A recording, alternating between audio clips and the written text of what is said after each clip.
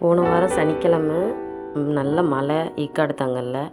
அதோடு என்னை எங்கள் அண்ணன் எங்களை பார்க்க வந்திருந்தாங்க ஊர்லேருந்து.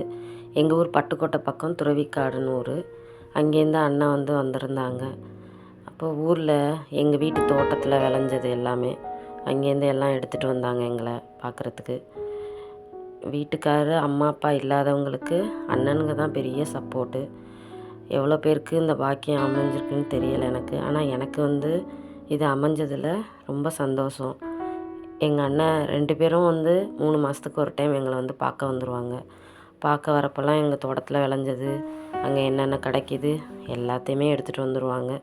எடுத்துகிட்டு வந்துட்டு எங்களை பார்த்துட்டு 2 நாள் இருந்துட்டு போவாங்க. அப்போ எங்கள் அண்ணனுங்க வந்தால் ஒரு சந்தோஷம் எனக்கு. எவ்வளோ தான் நம்ம அண்ணனுங்களோட சண்டை போட்டாலும் கோவமாக இருந்தாலும் நம்ம வீட்டுக்கு நம்மளை பார்க்க வந்துட்டாங்க அப்படின்னா நம்மளுக்காவது சந்தோஷம். அண்ணன் வந்தால் என்ன செஞ்சு கொடுக்குறது, அண்ணனுக்கு என்ன பிடிக்கும் எல்லாத்தையும் நம்ம பார்த்து எல்லாத்தையும் செஞ்சு கொடுப்போம். இது எங்கள் தோட்டத்தில் விளைஞ்ச மருதாணி. இதெல்லாம் எங்கள் தோட்டத்தில் விளைஞ்ச தேங்காய். இது அண்ணன் ஸ்நாக்ஸ் கொஞ்சம் வாங்கி கொடுத்து விட்ருந்தாங்க. தேங்காய் எல்லாமே எங்கள் தோட்டத்தில் தான் விளைஞ்சது.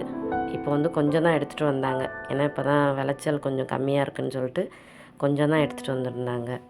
இருந்ததை கொஞ்சம் பறித்து எடுத்துகிட்டு வந்தாங்க. இது உளுந்து எடுத்துகிட்டு வந்தாங்க. உளுந்து அப்புறம் எங்கள் ஊரில் சீரக சம்பா அரிசி அங்கே நாங்கள் ரெகுலராக ஒரு கடையில் வாங்குவோம். அது எங்களுக்கு ரொம்ப பிடிக்கும்.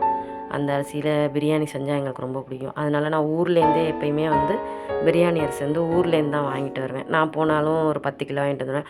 அண்ணன் வரப்பெல்லாம் வாங்கிட்டு வர சொல்லிடுவேன். அண்ணன் வாங்கிட்டு வந்துடுவாங்க.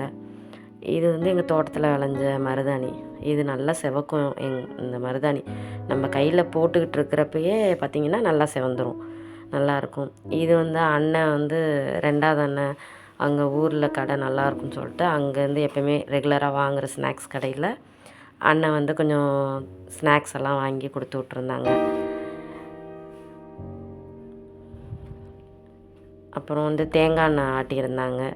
தேங்காய் எண்ணெய் ஆட்டினதில் அதில் கொஞ்சம் தேங்காய் எண்ணெய் எடுத்துகிட்டு வந்தாங்க. எப்பயுமே நாட்டுக்கோழி முட்டை இன்னும் நிறையா எடுத்துகிட்டு நல்லெண்ணெய் எல்லாமே எடுத்துகிட்டு வருவாங்க. இந்த டைம் எல்லாம் கொஞ்சம் திடீர்னு வந்ததுனால கொஞ்சம் தான் எடுத்துகிட்டு வந்தாங்க. எனக்கு கொஞ்சம் உடம்பு சரியில்லாமல் போயிடுச்சு. அதனால திடீர்னு அண்ணன் பார்க்க வந்தாங்க.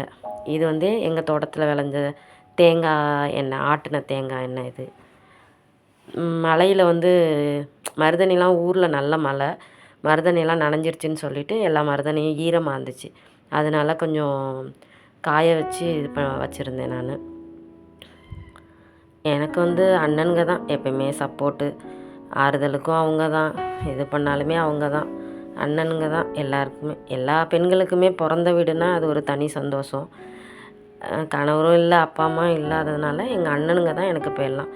என் பொண்ணுக்கு மருதாணி போட்டு விட்டது நல்லா செவந்திருக்கு பாருங்கள், நல்லது. அண்ணனுக்கு பிடிச்சதெல்லாம் செய்யணும்னு சொல்லிட்டு பிரியாணி, சிக்கன் சுக்கா, முட்டை, மீன், புதினா சட்னி, ரைத்தா, மயோனிஸு எல்லாமே செஞ்சுருந்தோம். அண்ணன் ஃப்ரெண்ட்ஸுங்கெல்லாம் வந்தாங்க, எல்லாமே செஞ்சுருந்தோம்.